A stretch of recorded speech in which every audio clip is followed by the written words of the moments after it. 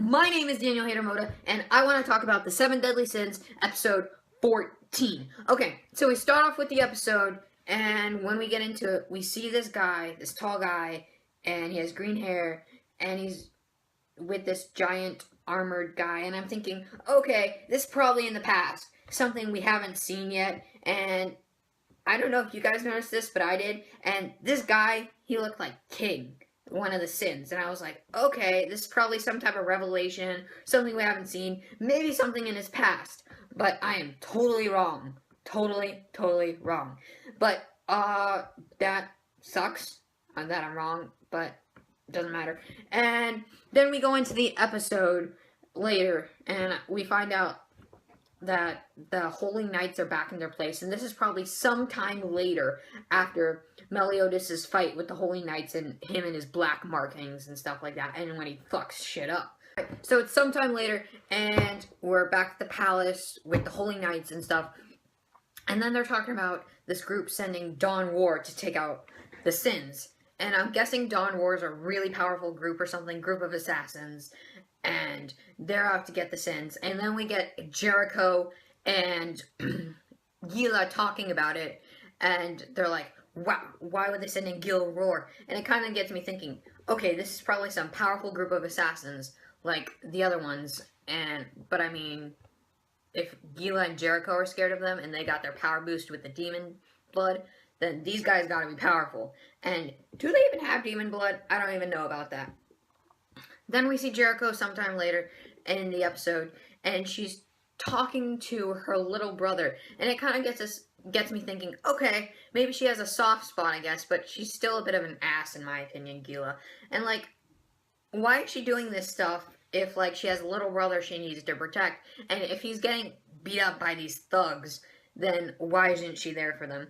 And then we learn she's some messed up motherfucker, and she goes and kills them. She just kills them in blood. So after the stuff with Gila, I'm guessing that's how you say her name, we find out about Dawn Roar. And I was right. They look like some scary motherfuckers. And just, what? The one guy, Threader, I don't know, in the CP9 arc in One Piece, he looks like that one guy, the guy with the mask who Frankie messed up with his face and the mask. So it kind of reminded me of that, and I was like, alright, all anime has their one thing, they copy a little bit. And I'm guessing this is theirs. But, I mean, I see a lot of comparisons with this and Fairy Tail also. We get to see the Sins a little bit later in the episode, and it's kind of like just a joking around mood, kind of relaxed, slice of life, I guess. Not really slice of life, but having fun. You know, the thing all shonen anime do. And then Elizabeth goes into town, and the knights come in, and we see them, and then we see Alan, who definitely looks like an older version of King. Anyways, on another subject, they're talking about it, and then we get, like, Elizabeth seems to really care about Meliodas, because she has a flashback about him, and how he cares about her, and things like that.